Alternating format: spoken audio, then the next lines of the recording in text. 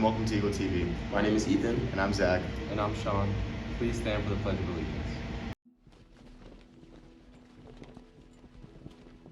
I pledge allegiance to the flag of the United States of America and to the republic for which it stands, one nation, under God, indivisible, with liberty and justice for all.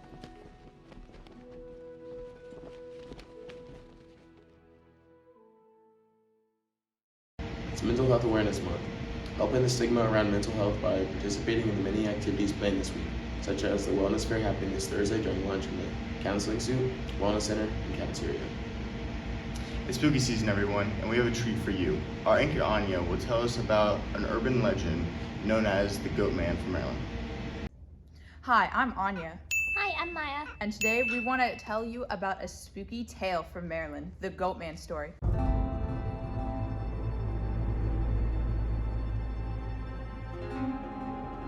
Have you heard of the Goatman before? I have actually. In 6th grade, we went to outdoor ed and they told us the story. That night, all I could hear was like 1,000 goats screaming. It was a girl snoring in Are you my sure? cabin. Are you sure it was a girl snoring? You know. And the day after that, we were playing Predator Prey, which is kind of like tag, but more complicated, slightly. And one of the people playing tripped and revealed a hole big enough to hide a large human and a rusty hatchet. But today we are going to be reading the Goatman story from spooky Maryland. Maryland is kind of scary. Oh, I mean, sometimes. so let us begin this haunting tale. Look, we got campfire style. The stories were all over school, though Jill hadn't paid much attention to them. Some crazy creature was stalking people all over Prince George's County. Her friends claimed a mad scientist had been secretly experimenting on goats when he knocked over an acre. A controversial chemical cocktail spewed all over the scientist, sizzling through his skin and entering his bloodstream. The panicked man tried to run away and fell against one of the goat cages. His body mutated, twisting and swelling until he transformed into a monstrous creature, half human and half goat. The mutant creature walked upright like a man, but it had a massive human torso, circular horns, and hairy goat legs, ending in cloven hooves. Mind snapping under the stress, the scientist roamed the countryside with an axe. That means your story's fake. It's Oh. it's it's an axe, not a hatchet, Maya. You've caught me. Nick pulled up outside and went to meet him. Nick eyeballed Jill and slyly suggested that they take the scenic route home to do some stargazing. Jill grinned back at him, not averse to parking with her new fellow. Her new fellow. Jill felt the first hint of unease when Nick turned the car onto Fletchertown Road. This was one of the places kids at school claimed to have seen the Goatman. They said he lived in a cave under an old metal bridge not far from here. But she forgot her worries when Nick found a convenient place to pull off and parked the car under the trees.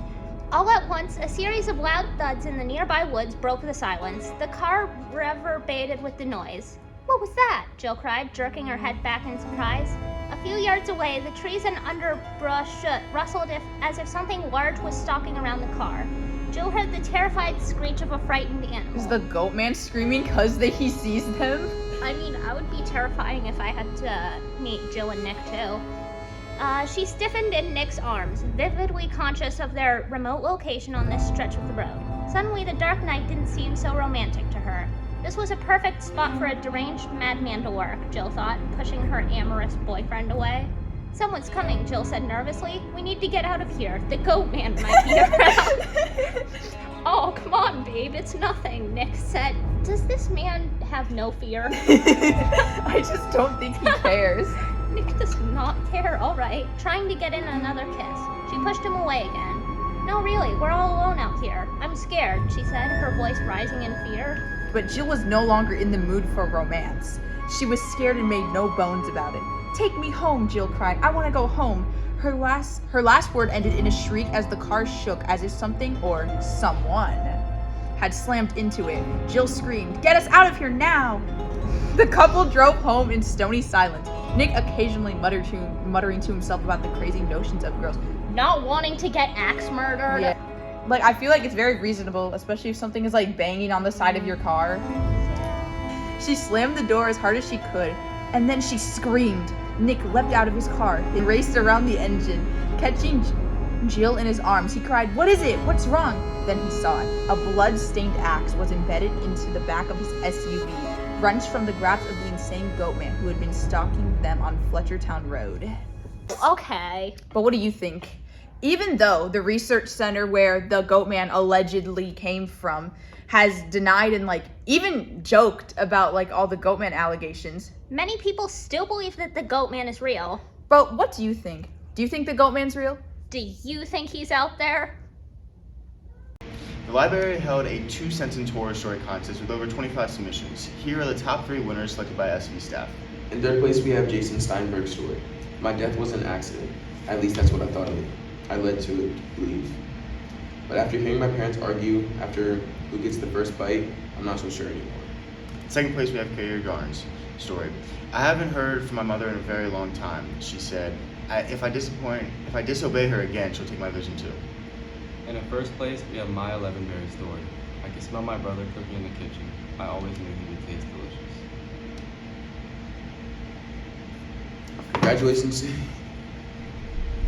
Congratulations to these very spooky storytellers. You can pick up your prize in the library during lunch today. Speaking of winners, Help Seneca Valley Win. Our hospitality and tourism management program is taking over the FHRM Instagram. For 2 weeks, we can support our program in the following and liking all their posts. Next, we have the chapter of subliminality. Imagine, if you will, waking up in a classroom, much like the very one that you sit in right now, all alone, with every seat empty, all of the lights still left on, with the vapid silence leaving only you with the ticking clock in the background, and your own thoughts. With fear and curiosity instilling you, you exit the room, finding that all the lights in the hallway were left on as well. Each and every corridor, once brimming with life, leaves no signs of it now. No dropped items or open lockers. It's all too neat, like no one was there to begin with. But as you walk down, trying to comfort your lost self with the knowledge that you're still safe, still hidden from the world that doesn't know you're here, you slowly turn, only to realize you are not alone.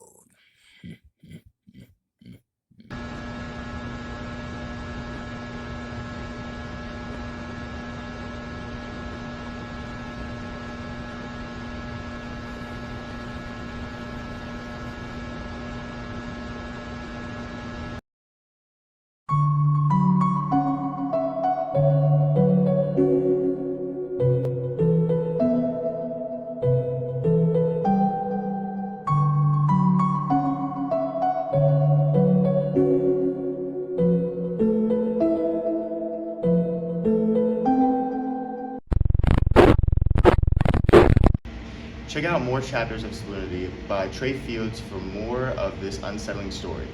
You know, history can be pretty unsettling as well. Especially when it ends tragically. Next, Zeph and Corey will talk to us about the Birds of Play's latest production, Radium Girls. Radium Girls is a play about girls who were painters during World War I who were painting watches to be luminous with radium paint, but they were eating the paint, so a lot of them got very sick. And it's a story of the girls trying to get compensation and to figure out what's wrong with them. My favorite scene is the ending scene. There's a really cool ensemble piece that I really love. People should come see this beautiful production in order to support the performing arts and to learn about the tragedy of the Radium Girls. From everyone here in the studio, Stay spooky, Seneca.